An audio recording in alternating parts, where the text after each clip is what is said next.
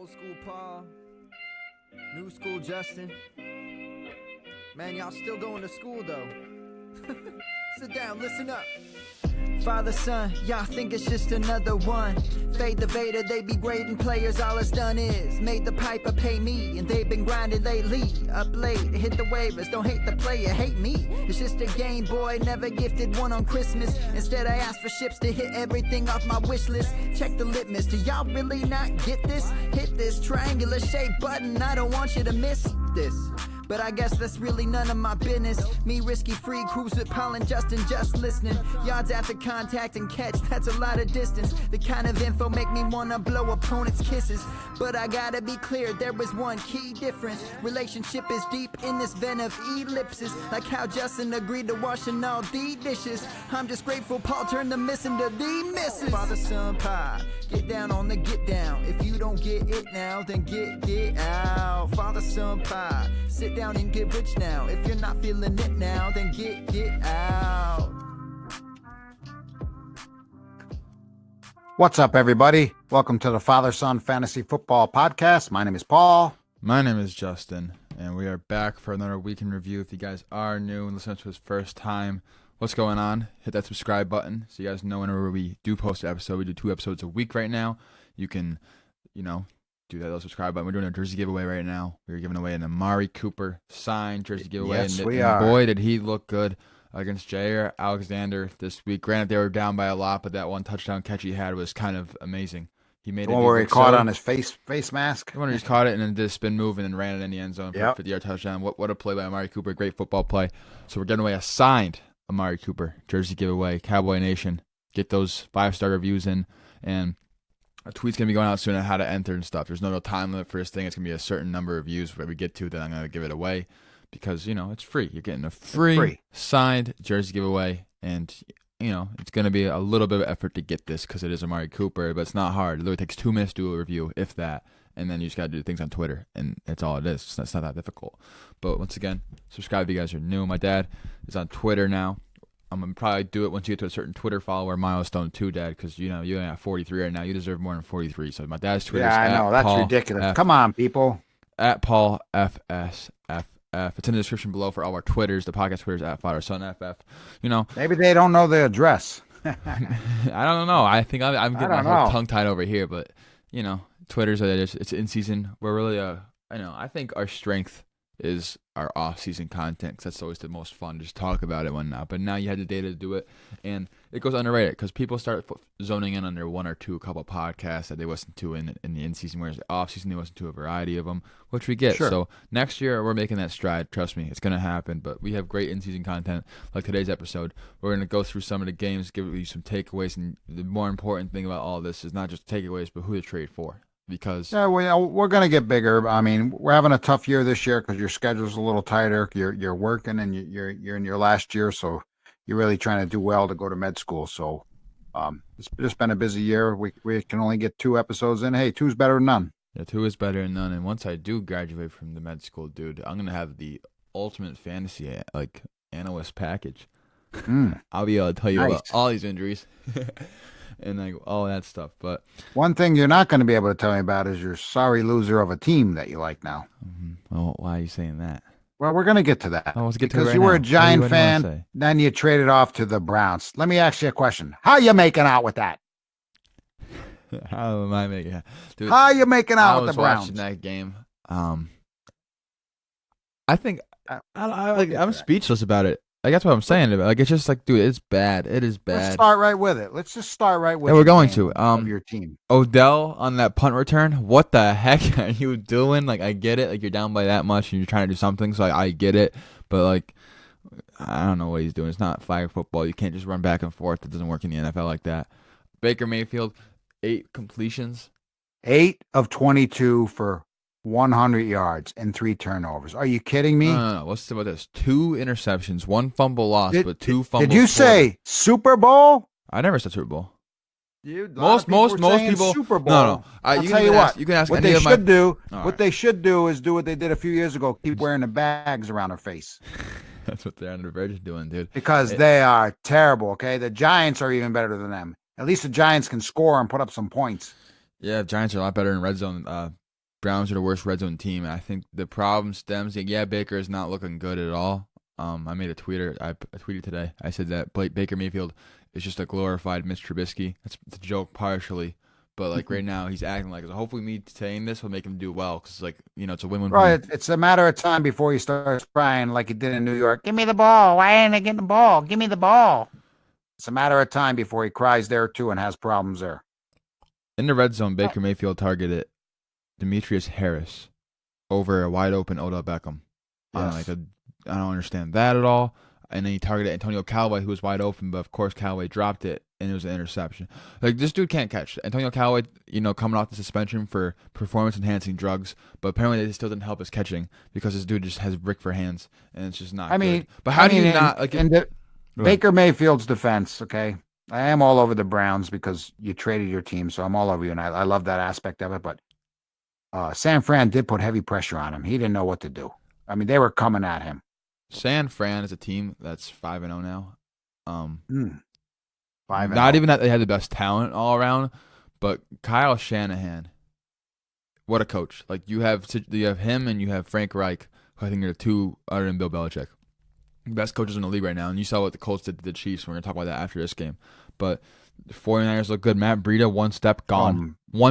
Gone. Like gone. Wow. He recorded the second fastest time ever in Next Gen Stats for NFL. It's faster than Tyreek Hill, which is kind of crazy to just picture.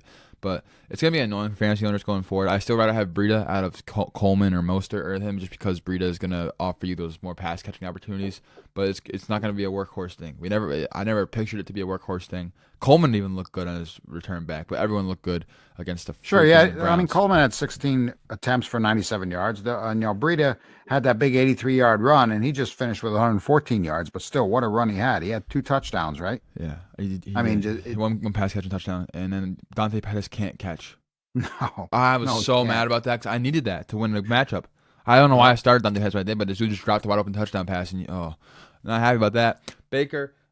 I mean, what I was saying, too, if Hugh Jackson was the head coach, everyone would be gunning for Hugh Jackson's neck right now. I'd be like, you fire this guy. And I think Freddie Kitchens, he's still like a kid. I don't know what he said yet this week. I know past weeks people are still criticizing his play calling, as am I, and he's still saying, no, I'm going to be sticking calling the plays. And I don't like him. He's so hard-headed, and he's stuck in his ways. Like, dude, you have to realize that you're not that good. Like, you're obviously messing up because you have a very, very talented offense, like super talented, and you're just the worst red zone team right now. It doesn't make any sense. Todd Monken is the offensive coordinator, and if he does get the play calling like opportunities and the ability to call plays, it's gonna be so much better for the Browns in general because he likes to air it out.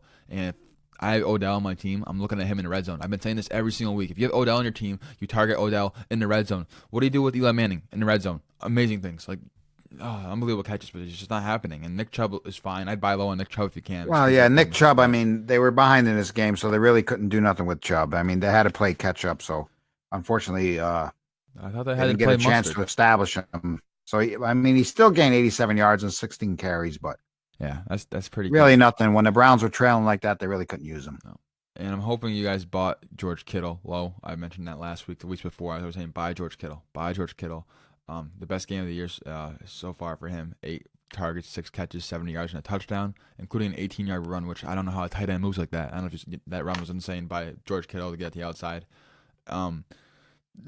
Lower passing volume in general because they were up by so much, but the Browns need to fix whatever's wrong right now because it's not. Yeah, good. They better fix it. Because, the offensive line is also. Everybody had high hopes on them, and they're just disappointing. Their offensive line doesn't really help, and then Kitchens installed different plays, but it would have worked last year with the offensive line, but this year it's not working. So he's got to adapt, and if he doesn't adapt in these next couple of weeks, they're going to be in trouble. Yeah, and I was saying 8-8 before the season started. To you on the podcast, I said 12-4, but no, in my head I'm like always 8-8. But right now 8-8 is looking so optimistic, it's not even funny. I'm looking at 6-10. 12-4. That's one of the bets we had that you're going to probably lose. I don't care. I'll lose that. Whatever. I'm saying you don't care now. You don't care. Optimistic is 8-8. I was saying 8-8 beginning of the season, but now it's more looking like 6-10, and it's not good because just give the ball to Odell Beckham. Now I'm gonna digress. Next game, I talked about Frank Reich being a great coach. The Colts look good. The Colts, it doesn't matter. I mean, I guess Mahomes had that ankle injury he aggravated, and you could tell it impacted him, but he still, that one throw he had to Brian Pringle in the end zone where he just ran around in the backfield and just like, this dude's insane. Kermit the Frog can play football. Yes, he can. Yeah, and then we already knew that. all these bums, and then Tyreek Hill's practicing, but I think he's going to play week 7, which sucks because you can't have him against Bobby, but whatever. Bob thinks he's got a great chance to beat you now. He was talking to me today. When, this week? Yeah. Well, it's going to be shame when I take him down. And then I hope. play you again in our GE league. So what a fantastic, because you were all high. You're 1-0 against me now, but you're not winning this week. Dude, it sucks. No, injuries. Both our teams have injuries. Well, but everybody has injuries. My injury is way more significant than your injury. Well, you're just saying that because you're playing me. Devontae Adams? You don't want me to say it on the air that I beat you again. Yeah, I understand. I understand that you're crawling in your little box. I do understand. You didn't beat me yet. Odell Beckham better have at least more than 4 points this week. That's all I'm saying. Or else it's not going to be fun playing against you. I'm rooting for Matt Ryan, though. We both have Matt Ryan. Hopefully he does good. Well, Matt Ryan has been a disappointment for me this year. He's I was so high on that offense. What? Their offense just hasn't looked great, but it's looking good for. He hasn't gone under 300 yards. We're going to talk about the Falcons game in a second. Let's talk about the Chiefs and Colts right now. Marlon Mack. He looked good. Like, people keep sleeping on him. He didn't have to do much. It doesn't matter about how the offense is. Like, people were scared after Andrew Luck went out, and I was also scared too. I was moving down to the 4th round now, but I shouldn't have strayed away from what I always said, and that's offensive line trumps all, because their offensive line is insane. That left side with Quentin Nelson, it just helps out so much. And Marlon Mack, 32 total touches and 28 of them. Right. He's good. And then the other takeaways I have from this game is Travis Kelce should have got the ball more. It didn't really happen, but Damian Williams is back. And after missing 2 games, he started. He played 56% snap share. He ran 20 pass routes, and I like seeing that a lot because I want my running backs involved in the passing games. And I buy low on Damian Williams because he didn't have a great game, but he'll get better now that he's back. What's hurting them is the receivers. So now you got another new guy, Byron Pringle. Yeah. So any week it could be a different guy, but is Tyreek Hill coming back this week? That's what I need to know. I heard that he was practicing, but it's not necessarily can he play or not. It's more like can he sustain a hit. Because if he gets hit, that's going to be a problem. So I think they're going to play it safe this week, which sucks because they're going against Houston. That'd be a great game to have Tyreek Hill and Hopkins just go and Will Fuller and all that. But I think they're going to probably play it safe, and I think they're just going to play it next week, week 7, which means they waited a full 6 weeks for him to return, which is smarter for him in the future. Sure. So as much as I want him to play this week, so I have him in the league too, next week would probably be the more that's what it's looking like right now. We're recording this on Wednesday at 6 o'clock, so if any news comes out after this, that's all it is. But trade for Damian Williams because he was right back in the mix, and I think he's a great trade target because people are not going to value him that highly. Sure. And Travis Kelce had a rough game, but he still did pretty well. We lost Scott Fishbowl by 0.0. Yeah, I know. We needed one more. We needed one more catch because Kittle. They were up by so much. Like whatever. Yeah, we're scoring points. We are still in the top 24%. Like our record is 1-4 right now, but we are still like outscoring. Well, we're scoring points. We're scoring points, but we're not getting the wins. That's the problem. And I don't know if wins really matter. I don't know how the scoring goes. Well, it doesn't matter. Sure Hopefully, points. It turns around. I mean, it's only 5 games in, so yeah. Playoffs start earlier in this one though. They start like week 12, week 11. Right. So we got to get some wins right now. Now, speaking of wins right now, the Cowboys lost, man. I'll let you talk about it. What do you guys say about the Cowboys Green Bay? Other than Aaron Jones looking great. They're finally, everybody was high on the Cowboys. They're going to do this. They're going to do this. Yeah, they were winning games in September, but they didn't play nobody. That's what I said on Twitter. I was like, yeah, they won those games, but once they don't face their Miami. Wins came against Eli Manning, Case Keenum, and Josh Rosen. Okay? The 2 of them quarterbacks have been benched already. Yeah. So what are they doing now when they play good teams? Nothing. Absolutely nothing. They lost the last 2 games because they're finally playing a decent team. So they're another team that I think is going to be overrated. Yeah. Everybody said high things for them. I mean, they almost came back. The fact that they made it look almost like a game at the end was pretty good. But, I mean, as a Cowboys fan, your expectations got to be a little bit lower. Yeah. They didn't have an answer for Rodgers. He torched the Dallas defense, despite not having his best wide receiver, Devontae Adams, there. Right? Oh, dude, I wish Devontae Adams was there. You saw Jake Kummerow get the snap percentage increase. I mean, how about Jones? What a day Jones had. He rushed for 107 yards, 4 touchdowns on just 19 carries. And he also caught 7 of 8 targets for 75 yards.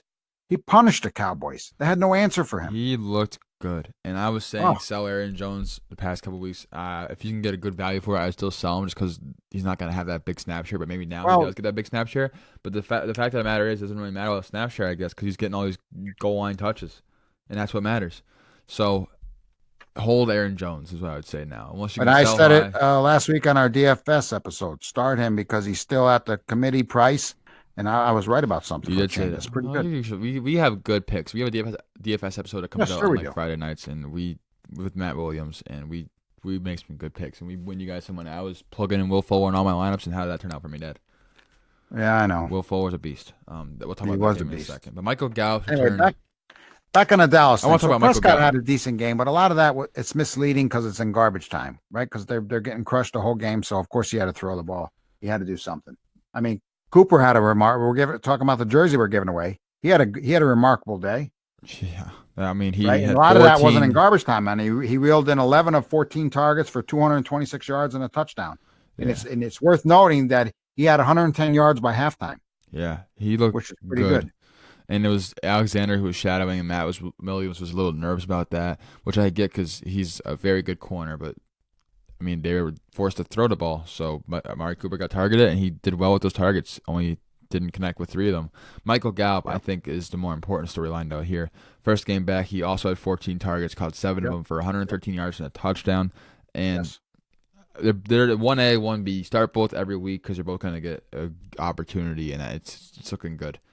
Yeah, just going back to the Green Bay side of the ball, I just want to say that excluding Jones, Green Bay's receiving leader was who? My man, Jimmy Graham was the leader. Yeah, man. He hauled in 3 balls for 41 yards, okay? He was the best out of all the receivers they got. I started Jimmy Graham in the league this week. I mean, he didn't get a touchdown, but he got some yards for me.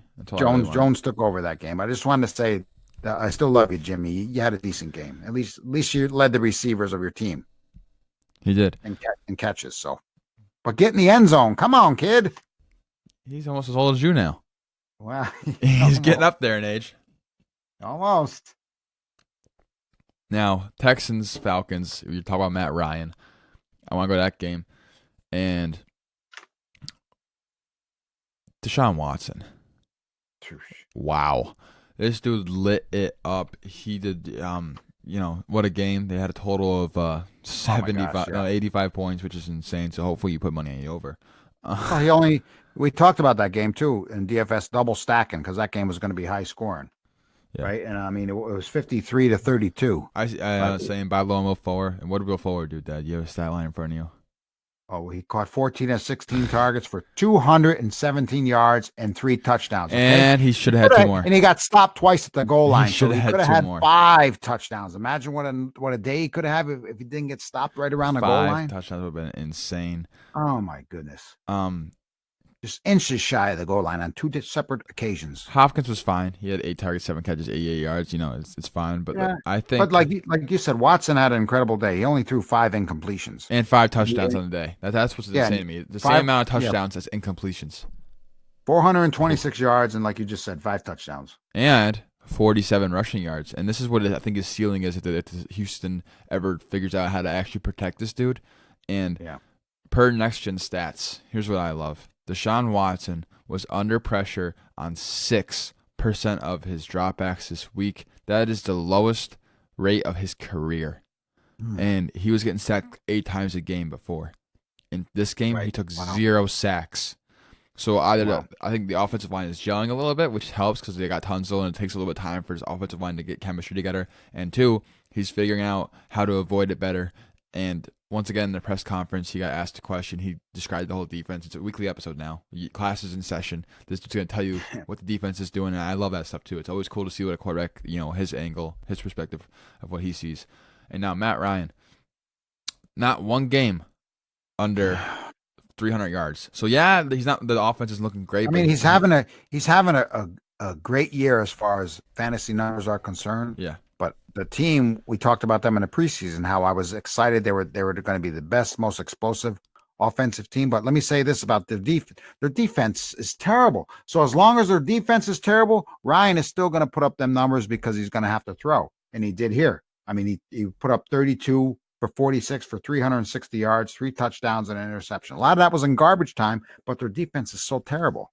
Yeah, which I love. I love that for a fantasy quarterback. I love the defense being that bad because that means, like you said, throw. Right. And who sucks? Devonta Freeman. He was actually effective as a receiver out of the backfield. I mean, he caught all 5 of his passes for 40 yards and a touchdown, but he couldn't get anything on the ground. He only mustered, I think, was 30 yards. Ito 30 Smith yards had 6 targets. Carries or something. But he did catch all of his passes. I mean, out of the backfield, like we just said, Ryan's going to have to throw because their defense just sucks. Yeah. Julio Jones didn't have his game I thought he was going to have, which is very disappointing. So, like, my lineups with him and DraftKings kind of took a little bit of a hit. But this means buy Julio Jones. The recent lack of production, and he's got the volume. The volume is there. Like, it is 100% there. Yep. So, I don't know when it's going to happen, dude. But this blow-up game, it's about to explode. Yeah, bomb. I hope it comes this week because you're facing me, kid. I don't even think you have him in this league. I don't know what league they're one of the leagues we're in, and I hope it's against you this week. I don't even think you have him in one of the leagues I'm with you. Oh, the listener league you have him. That's what it is. Oh, talking about the listener league, I am doing good. I'm right back in second place again. I'm in 11th now, and I go against some dude named Stompy this week, so I'm gonna get easy win. Oh, Stompy! Yeah, Stompy. Guess what, bro? Easy win. It's gonna happen. My team's I think he lost healthy. this week again. Yeah, I don't care. He's gonna lose this week too. That's easy. But buy low on Julio Jones because it's like a ticking time bomb. This thing's going to explode any second now. And anytime you have a stud who's underperforming a little bit, you go and send your trade offers out for him. That means buy Julio Jones. That means buy DeAndre Hopkins. And that means buy Odell Beckham. Because Odell Beckham is getting targets. If people are going to give them up, I think they're stupid. But hey, because right now, in 5 games, you don't give up your first round pick for people. But people do stranger things. And I've seen it happen already in some of the leagues I'm in, where they're giving them away. Why would you give them away? You still got you want to know a long way to go in the season. Some trading strategies. I'll give some people some hints. All right. Yeah, but I wouldn't sell your top first pick. Well, you wouldn't, but people will. I don't know how it happens, but I got Devontae Adams after his first 2 crappy weeks. Remember that? All right, give us your tip. Let's go. My tip is you look for a team in the bottom of the standings. You look for a team that's struggling right now, like a 1-4, 0-5, or even 2-3 team that's not scoring a lot of points. You see what they have on these wide receivers. They do. You target those guys because they're weak and they're vulnerable. And you target the weak. I'm like a cheetah, all right? And I'm seeing these gazelles running around. I'm not going to target the ones that are getting away from me further. I'm going to target the ones that are like dragging behind. I'm just going to pounce on them. That's what I'm going to do. Okay. And that's what I've been doing. Send them an offer that's intriguing, and hopefully they accept it. You don't, or you wheel and deal a little bit. You don't lowball with a stud like this. You don't like say, oh, I'll give you Jamison Crowder for DeAndre Hopkins. It doesn't work like that. You probably have to get up like I get Kerryon Johnson plus I get a DJ Chark for Hopkins plus a little something else here because Hopkins is starting to get targets, and for Julio I do the same thing. I give him the DJ Chark's looking great. We're gonna talk about him very very soon, but I want to talk about the Bucs game now and trade targets here. Mike Evans 0 points. Maybe he's a nice little buy low too. All these wide receivers are struggling so far earlier in the season, so I think it's a nice little buy low attempt on Mike Evans as well as Ronald Jones.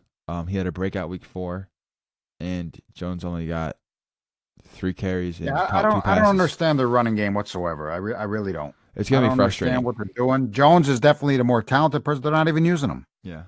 I mean, he looked good when he was in there, and I don't understand. People looking He's for outperforming Barber, but Barber's getting the touchdowns, and I don't know. I don't understand. I don't think he's ever going to take over the backfield, which kind of sucks. So it's like a buy low, like as a throw-in kind of option. But this side of the ball, like Jameis Winston's going to have volume because their defense sucks, and that's sure. important. He didn't have a good game, but Chris Godwin did, and Chris Godwin, one of our episodes in the offseason is called Godwin Season. Chris Godwin season with Stompy, and it is Chris Godwin season. It is in full effect. My best trade I think in history was in one of my dynasty leagues. I'm gonna toot my own horn a little bit, all right? Go for it. I gave up. This was right before season started. So this is like early August. I had Todd Gurley because I traded for Todd Gurley before the injury last season. I gave up Michael Thomas and a first round pick, and I was pissed because as soon as I traded for him, this dude gets hurt with his arthritis, and I didn't want to deal with this in a dynasty because dynasty you have these players for life, and I'm like, I don't want this guy who's gonna have a bang up knee. He's not gonna be the same player, and I was trying to shop him. Earlier that offseason, after the season, like in March or April, I traded for Antonio Brown. Before I knew about him, well, I knew he's a head case always, but not this much. And this was before this was when he went to the Raiders. So as soon as he went to the Raiders, I got Antonio Brown. I gave up Cooper Kupp. Not happy about that, but you can't make every trade work out perfectly for you. Like you don't know what people are gonna do. So I packaged Antonio Brown, and Todd Gurley and like OJ Howard for Christian McCaffrey and Chris Godwin. How's that looking for me now? Oh man, yeah. I'm Godwin, I mean, he's just having a monstrous 2019. He's the number I one. mean, he had 7 catches for 125 yards and 2 touchdowns. I mean, he did all the work as Mike Evans was blanketed by Marshawn Lattimore. I mean, so Evans couldn't do nothing. It was the whole Godwin show. I mean, it was great. I was saying by long Chris Godwin after he had his week 2 dumper. I think it was week 2. And hopefully you guys got him because now you're not going to be able to get him. It's impossible to get this guy. You're going to get him, but he's just a stud or something like that. But we're going to talk about the Saints side of the ball. And Michael Thomas's Twitter is @can'tguardmike. And it's really true. You can't guard Mike. You can't guard Another guy I said to start in start in DFS because his price was low because of Bridgewater. Now, Bridgewater has improved every week, right? And he was fantastic in his game with 26 of 34 for 314 yards, 4 touchdowns, and a pick. But Michael Thomas, dude, 11 of 13 targets for 182 yards and 2 touchdowns. I mean, he was terrific. No other Saint had more than 40 yards receiving. Yeah. I mean, you don't need that, I guess, if he's getting almost 200 yards receiving. No, he's insane. And Kamara caught 6 or 7 targets, both of them combined for over 100 yards after the catch. Those, his offense is going to trickle down from those 2 players. Yeah, Kamara didn't find the end zone, but he had over 100 yards receiving and rushing. Yeah. So. Buy low on Kamara if possible. I don't know who's going to give him away. And this brings it to our halfway point, and we are affiliated with thequantedge.com. It's a great sports DFS site. You want DFS edge over your competitors. They have articles. They have tools. They have the wide receiver cornerback matchup tool. They have a pace tool this year. It's brand new, which is pretty cool to see. So you want to see how many plays people are going to run. You put the 2 teams. You can even base it off situations and which way they lean. It's a great tool.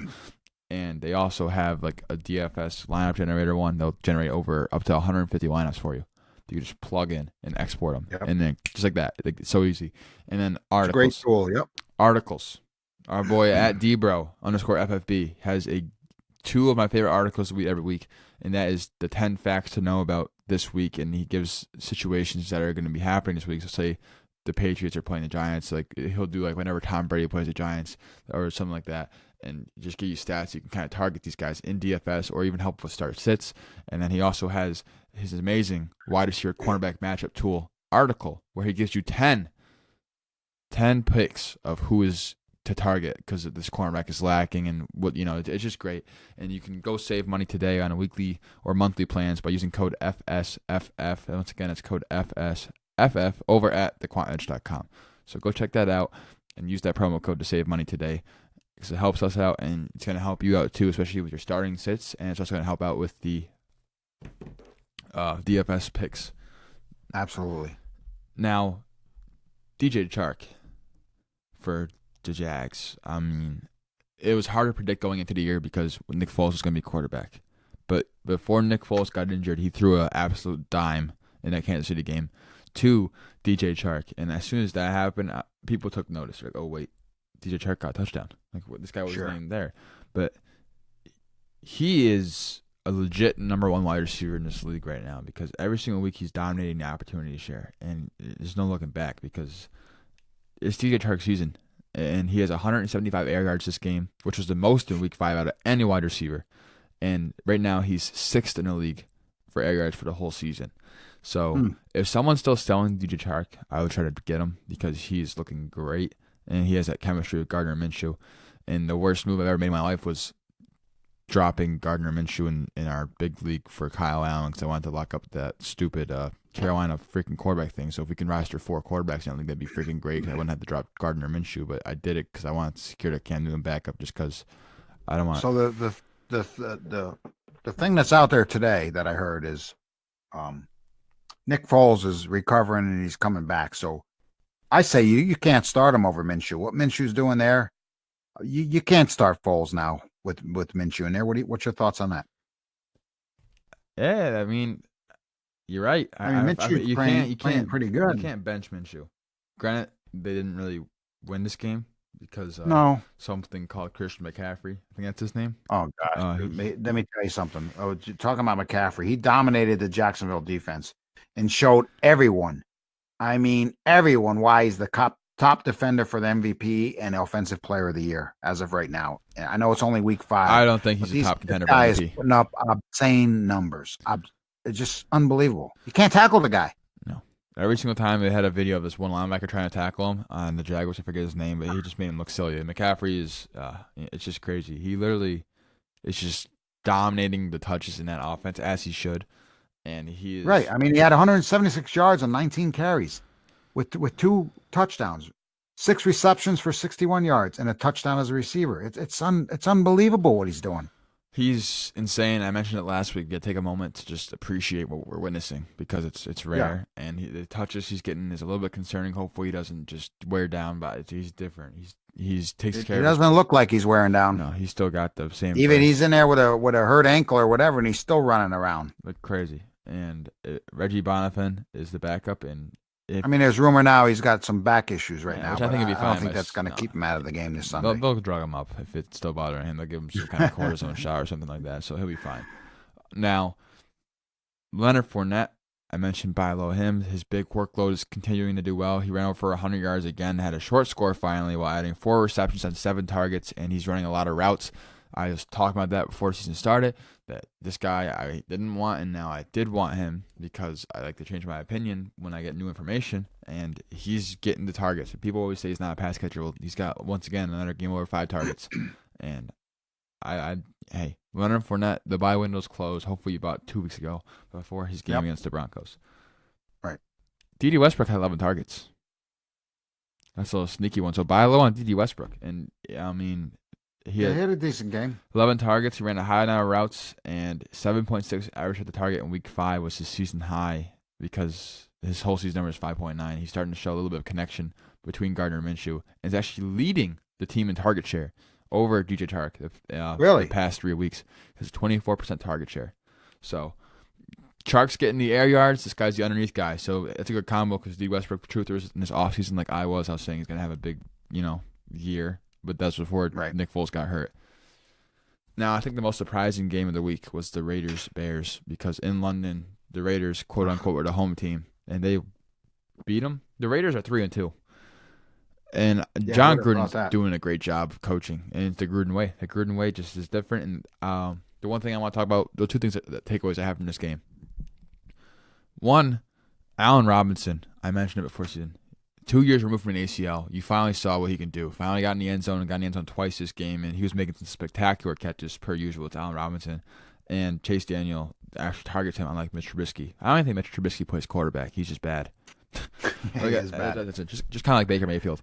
And so the buy low window is closed on Allen Robinson, but it's good that I'm glad that we kind of held him, but I wish we kind of got Godwin because that'd be nice. But like both, well, that would have been a nice trade, but we held on to him, and he started doing good, at really showing his old self in preseason.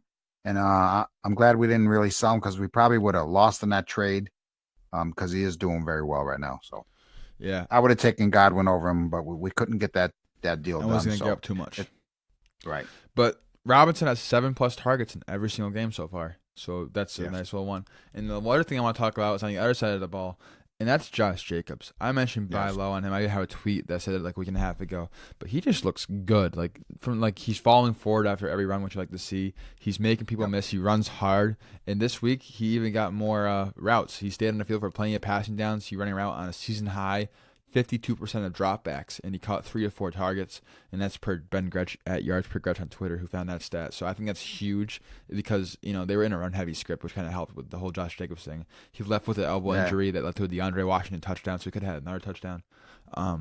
He came back though after injuring his elbow, but he was out. Yeah, we'll take the 123 yards with 2 touchdowns. He had like 33 points. 33 points is just fun. I like having him on my team. He's fun to watch play, but I think sure, he's a guy that's going to keep doing this. He'll be a top 15 running back moving forward.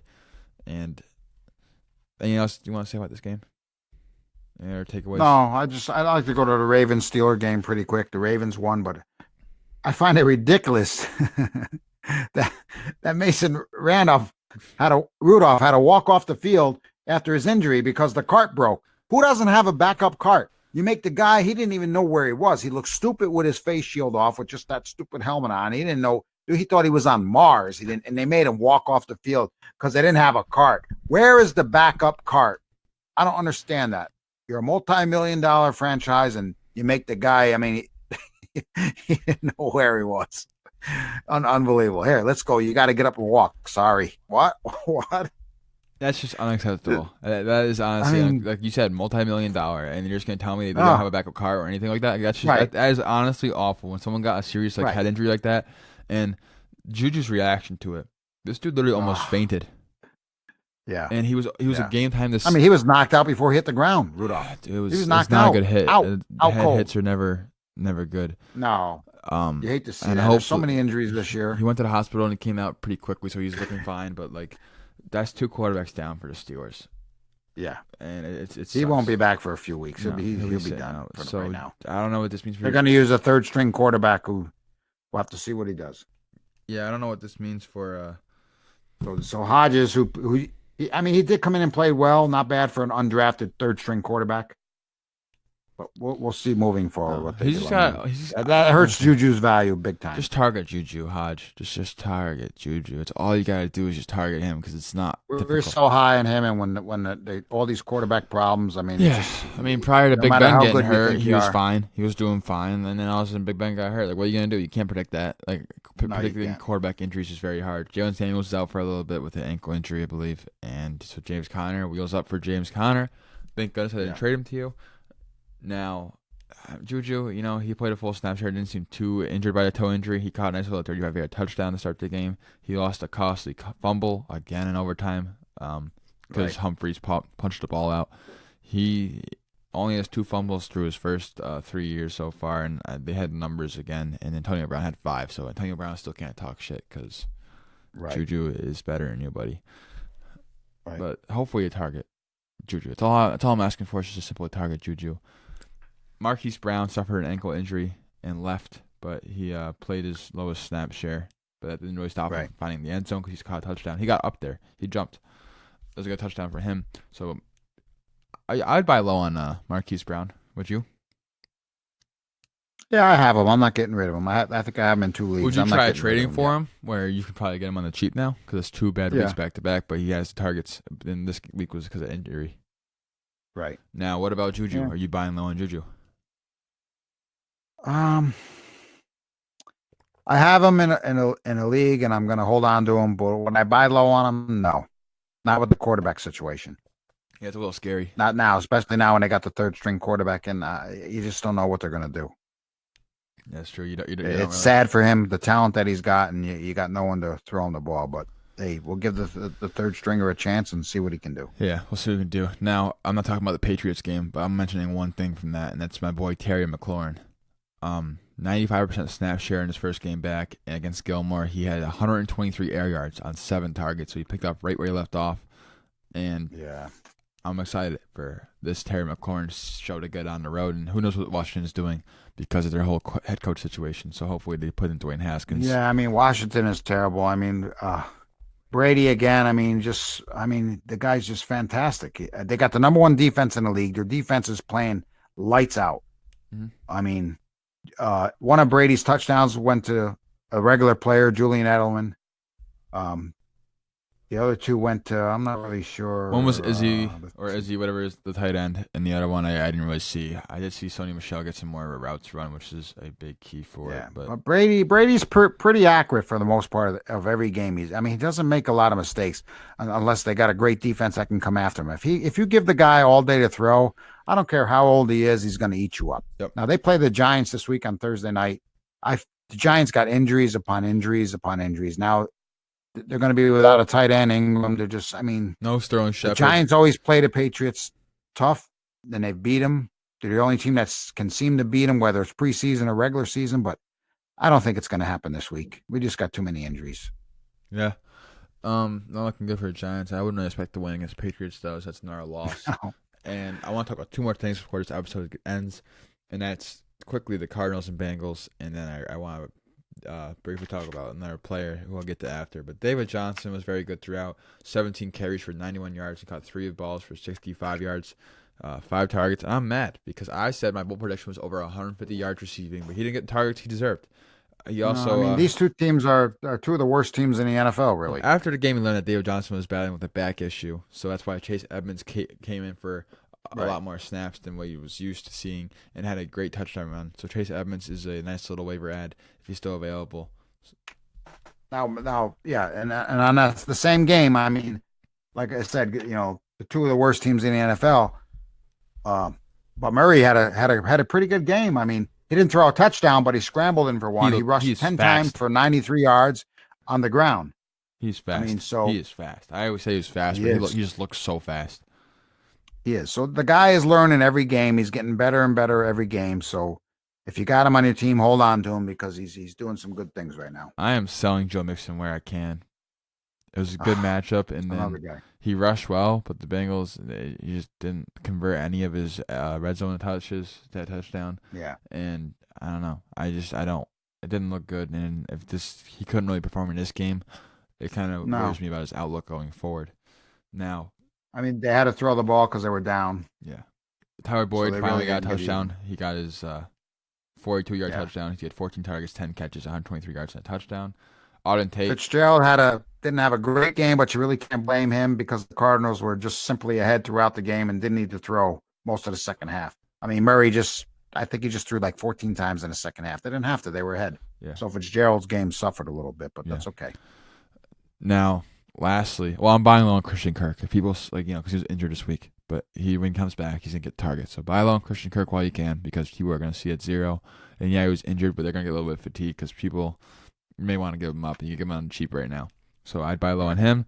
I'd even shoot out an offer to Dave Johnson owner to see what's happening because the back issue could worry him. And I'm not giving up in the home league. I have him. I'm facing you next week. You're going down next week in that league. All right, we'll see. So the Bills, Titans, no need to talk about that game. I mean, pretty boring game. Titans missed 4 field goals. And they dropped the kicker after. Yeah, they dropped the kicker after. I mean, he got it. He can't. The announcers were praising Josh Allen prior to the half. Then second half, he was terrible. So just a bad game to talk about. So Bills, luckily they won because the Titans missed 4 field goals. Now, how about the Giants, Minnesota? Talk about them quickly. Giants are my team. They're hit or miss. Okay, they won 2 games, but Dalvin Cook, he just trampled the Giants pretty easily. I mean, he 200 total yards. He rushed for 132 yards. He caught all 6 of his targets for 86 yards. I mean, he's just over awesome. 200 yards. Yeah, and the 2 wide receivers complaining because they weren't getting the ball. Well, they can't complain after this game. But I think Thielen will get mad at Cousins again in the future when the Vikings battle a decent team. I was going to say that too. And Diggs didn't really do much, but Diggs was happy for Thielen because Thielen had 8 targets, 7 catches, 130. Like we talked about earlier, we think Diggs is probably going to get traded somewhere, maybe to the Patriots. Who knows? But I don't think he's going to end up on that team by the end of the year. Yeah, I was saying he's been vocal about a trade. I mean, they're happy after this game, but like I said, they're going to be complaining pretty soon again because Cousins can't win the big game. He can only win the games that he plays against a not so spectacular defensive team. So yeah. And before the show, I was saying I can see it now where Odell Beckham or Stephon Diggs is going to the Patriots. Like it's just gonna happen. That'd be just sick. Later in the season, before a deadline, not right now. And then Diggs didn't really have much. He had 4 targets, 3 catches, and 44 yards. But Amari Hunt at F-ball game plan. He's a scout. He goes to every Giants game and just scouts on some players. And he said quietly, Stephon Diggs is putting on a route running clinic away from the ball, and that's what I love to see because that's what he's known for. Stephon Diggs is a route running guru, per se, and he's just I wish I was there to see it, but I heard you just look great. So Stephon Diggs is still a good player. We were gonna go to the game. I'm glad we didn't. Yeah, me too. Stephon Diggs, still a great player, just not getting the production because Kirk Cousins sucks. Yep. And then last thing I want to talk about that is the Melvin Gordon situation. He saw him in his game back. What are your takeaways from the Chargers-Broncos game? I will say Austin Eckler had 15 receptions and a season-high 33 routes run. Where'd the Broncos come from? I mean, they just shut down the Chargers. I mean, Melvin Gordon didn't have a good game coming back, but he's just coming back, so they'll ease him into the situation. I mean, his first game was a bust. He was restricted to 31 yards and 12 carries. I mean, he was even stuffed on 3rd and 1 when they tried to get the first down. But, I mean, I don't know. The Chargers just didn't look good at all in this game. Yeah, Phil Rivers has those games. I would probably buy low on Keenan Allen if you can. Yeah, he didn't have a great game. He had nothing. He had one or 2 catches. That's it. Yeah, this game was weird. They're playing negative game scripts. I don't know how much you can take away from Austin Eckler still having this high of a receiving role, like 15 catches, But I think Royce Freeman is the big takeaway. I am buying. Well, Royce the Broncos ran the ball very well. Yeah, I am buying Royce Freeman. Two of them, Lindsey and Freeman, combined for 28 carries and 175 rushing yards. But I just since Freeman's not getting the touchdowns, yeah, it sucks. But if either of them were to miss time, the other is gonna become a fantasy monster. That's what I'm saying. I mean, yeah, they ran the ball so well. Flacco didn't have to do anything. He didn't just attempted 20 passes throughout the game, but they didn't have to. Their run game was really good and shut the Chargers down, which is I would buy low on Royce Freeman. Yes, I think it's interesting because he still has value right now, and he's not getting in the end zone yet. And I just said, if anyone were to get injured, him or Lindsey, and in this situation, if you're buying low on Freeman, if it was Lindsey, what do you think Royce Freeman would do if Lindsey wasn't there? Like, what running back rank would you give him? I'd say top 12 easily. Oh, he would be fantastic there. They just got two guys. You don't know who they're going to use. I mean, they're both it's a good. Great coaching thing to have. Yep, it helps. So he's using them both to his advantage, and you can't blame the guy really. No, I mean, but if one of them were missing, I think the other guy would excel. Just like last year. Look what happened when Royce was out, right? Sprain, yeah, he had an ankle. Look what happened. Lindsey went off, except for in the final game where he screwed us. Well, yeah. We don't have to talk about that. I take that back. Allen had four catches for only 18 yards, though. So their better days are coming for that team. I mean, they probably went up against the best 0-4 team that we've seen in a long time because the Broncos look good and they got their first win. Yeah, they did. And last thing I want to say is I'm known to be a Duke Johnson fan. Yeah, why aren't they using him? Don't they? Why aren't they using him? Duke Johnson, number. Buy him if you can. Thank you, Dad. That's the best thing you've ever said. Buy him if you can. That's great. I have him in a team, and I almost dropped him a week ago. I'm glad I didn't. I don't understand why they're not. Why are they using Carlos Hyde and not this guy? Tell me. That's yeah. Yeah. So Duke Johnson is number 1 in yards after contact. He is number 1 in Pro Football Focus's elusive rating metric. He is number 2 in yards per touch, and he's number 3 in yards per carry. But he doesn't have more than 10 touches in a game since week 1, which makes no sense to me. And then on top of that, I believe he is second. Yes, he is second in breakaway run rate, and he's also 5th in yards created per carry. Like you said, why are you giving Carlos Hyde the ball? Yeah, I mean, he's more explosive than Hyde. He's also a great receiver out of the backfield. In this game, he only seen 1 target for some reason. I don't understand. Yeah, everybody was happy when he made that move, and I mean, they're not using him like they're supposed to. He's getting Bill O'Brien, and it sucks because, dude, you just give him the ball. So hopefully this week gets more carries and touches because he deserves them. And I'm hoping that Duke Johnson breakout just happens. But that's my one goal. If you guys made this far, go check out Twitter at FatherSonFF to see about the jersey giveaway. It'll be our pinned tweet. Yes. You guys can use promo code FSFF over at Thrive Fantasy. It's an app, and it has some Thursday night slates. Tom Brady over under 266 passing yards. I'm taking the under because they're going to be up by so much in the first quarter. That's what I'm saying. Just one game we didn't touch on. I just want to say about it is the Seahawks 30-29 against the Rams. Russell Wilson just keeps looking fantastic. You said McCaffrey's your lead MVP. Russell Wilson's my lead MVP. He's going to get it.